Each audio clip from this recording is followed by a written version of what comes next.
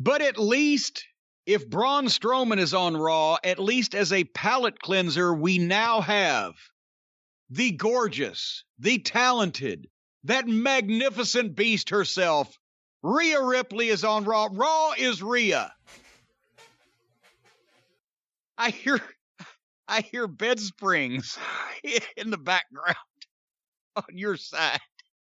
My chair is getting a little squeaky over here on this side. Your chair is getting squeaky as soon as you start thinking about Rhea Ripley? As soon as you mentioned Rhea Ripley, I just so happened to shift in my chair. You just happened to shift in your chair and it went squeak, squeak, squeak, squeak, squeak, squeak, squeak, squeak. Hey, Rhea Ripley makes us all make sound effects.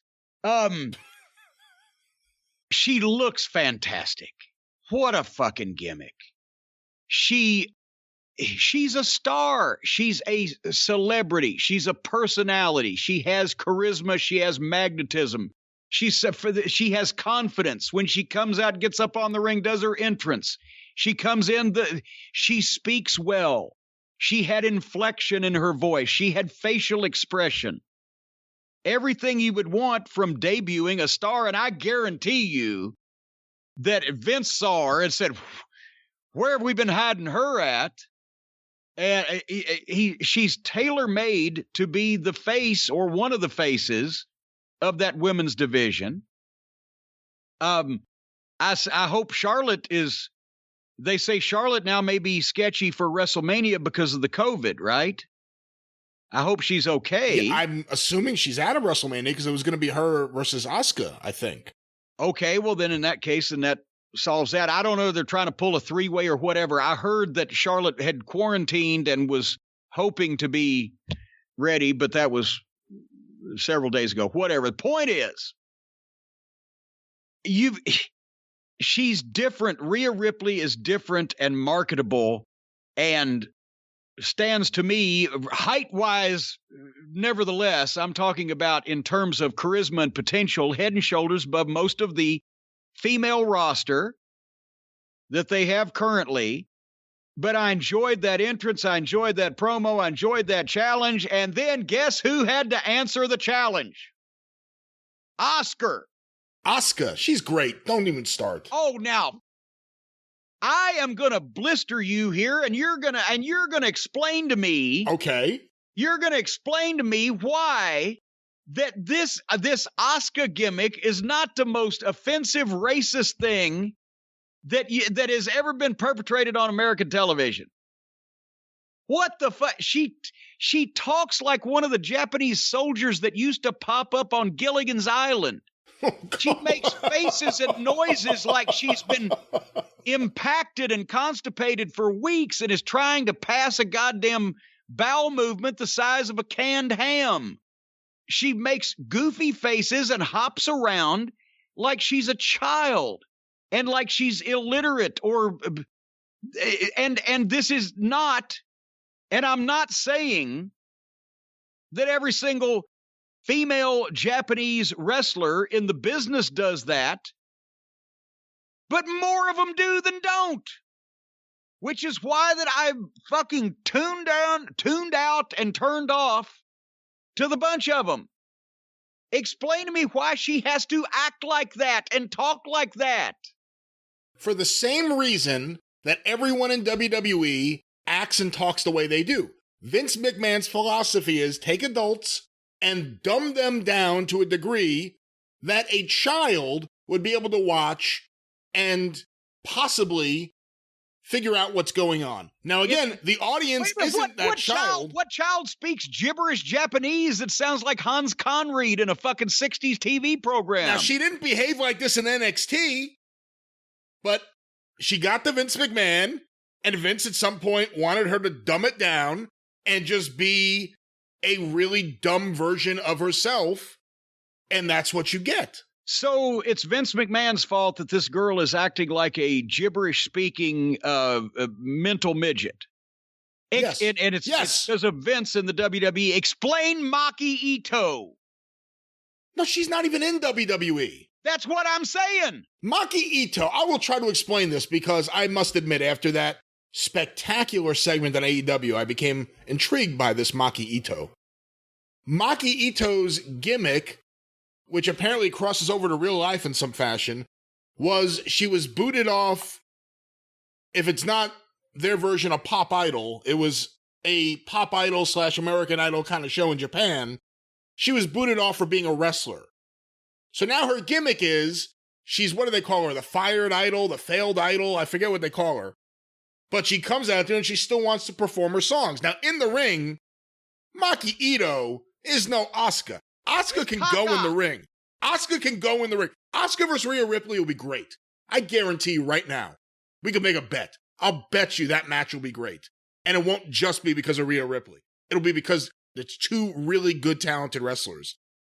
Maki Ito, you could put her in there with prime Ric Flair, and I don't know if he'd be able to do anything. She's really, really, really not good. It's all about the stupid, silly performance. The point that I was making is that it's a multiple company thing. That all these Japanese girls, not all, but the majority of, and I defy somebody to prove me wrong on this, act, look, or dress like complete fucking morons. Can you say that statement that I made is drastically in error? I don't think it's accurate. Does Io Shirai act or dress like a moron? I said not everybody. I said the majority. Okay, well, that's one. Hikaru Shida. There's two. How many? I mean, there aren't. Okay, I mean, give me two more. Emi Sakura doesn't count because she hasn't been in the States in over a year and a half. Give me two more Japanese girls that have been seen on either program that, besides the two you just mentioned, that don't act, dress, or talk or work in a stupid fashion. Riho. What did I just? She doesn't act like a child. She dresses like a child. With doilies on her arms. She acts like a lost ball in high weeds, and the look on her face screams, "Find me!" She can't work. She's a fucking... There's no personal charisma there, whatever. She's like a downtrodden child, a street urchin, with that pained, hurt look on her face most of the time. Okay, well, that's five. That's five right there. There really aren't too many other regular Japanese wrestlers currently, female wrestlers currently working on American TV. So... Sure, just Olivier's crew. But they're not regular. I mean, Maki Ito's gone already. The other one... Oh, don't tease me. The other one, Rio, whatever, Matsunaga, whatever her name... I don't even know what her name was. It was Rio de Janeiro. Now, she sucked too, but the street mime. I think she's back in Japan. I don't think she was going to move to the States and be a regular in AEW. So, in terms of regulars domestically, it's Io Shirai, it's Asuka, it's Hikaru Shida, it's Riho. There was another name. Maki Ito's already gone, so she doesn't count. Yeah. And then Kairi Sane, she's been gone for a while, so she doesn't count, although I could see you thinking she's more of the... Oh, she was in a... See, you can't do that. That's what she was doing. I mean, she was saying actual words. It's just she's saying it in a... She's saying it in the fucking phony, funny kind of 60s TV that they would overdub gibberish Japanese in a comedy program. That's what Vince likes.